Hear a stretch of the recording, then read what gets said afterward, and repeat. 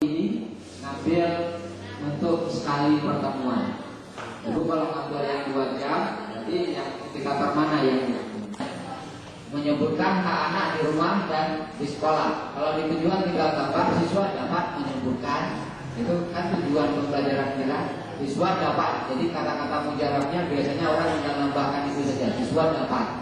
Terus sambung dengan bahasa yang ada di indikator. Nah, kalau yang tadi di sini ada bahasa apa? Melaksanakan hak-hak anak di sekolah. Jadi kalau ditambah siswa dapat melaksanakan hak-hak anak di sekolah, kan luar biasa parah itu bahasa. Nah, yang bukan melaksanakan beliau anak-anak itu bukan melaksanakan tapi memperoleh. Kalau hak kan memperoleh bukan melaksanakan. Ya, mengerti hak-haknya. Taman kesukaan itu di kegiatan awal mengumpulkan PR.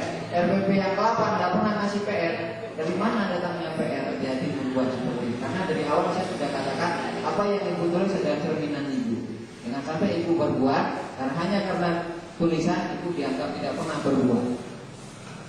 Karena orang periksa kan lihatnya teks bukan dia menulis. Terus apa saja biasanya kegiatan awal? Baca doa. Kalau memang jam pertama jangan sampai ibu guru wali kelas semua RPP-nya baca doa. Hati-hati. Enggak, iya benar. Yang saya ingin kritikan begini, kalau ibu masuk jam pertama dan soal baca doa, ibu ngajarnya tadi apa BKN bu?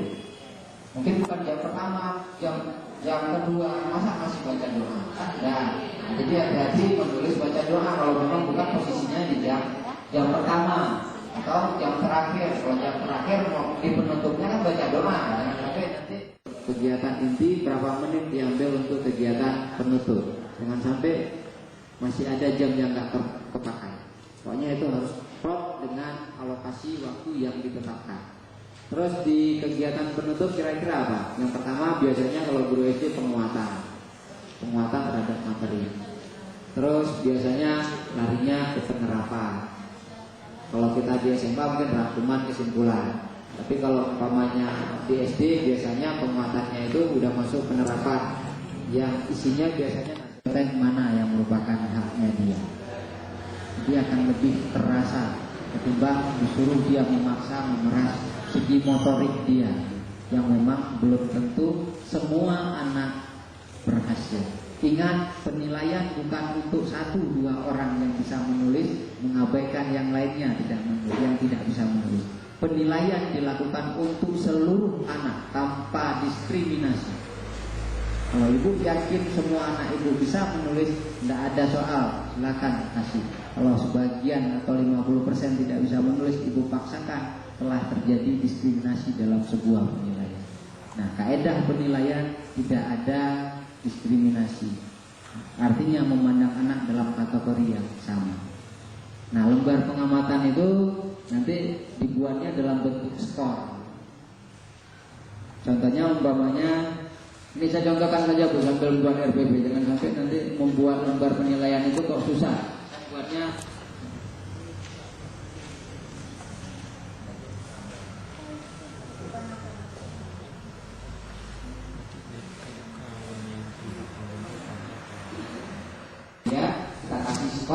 skornya ini terserah untuk mau ganti berapa. Nah, kalau saya ganti di sini 5, berarti skor maksimalnya adalah 15. Jadi rumusnya itu adalah skor perolehan yang bagi skor maksimal dikali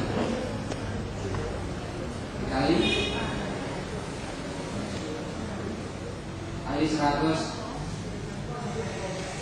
Jadi nilai sama dengan nilai.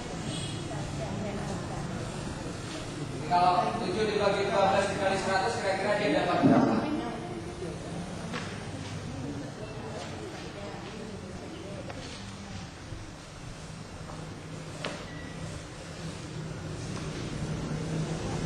Dapatnya 58,33. 58,33. Nah, kalau bapaknya ada anak satunya seperti ini. Kali ini saya kasih rentangnya 3 dulu. Ini saya kasih 3. Ini dapatnya berapa? 8 ya. bagi 12, 4 bagi 12 kali 4 bagi 12 kali 100. Makanya 6,6. Ada satu orang anak awalnya dapatnya 3 atau ya 3. Makanya berapa di sini? 9. Jadi 9 bagi 12 kali 100. Makanya 9 bagi 12 kali 100. Dapatnya 75. Nah kalau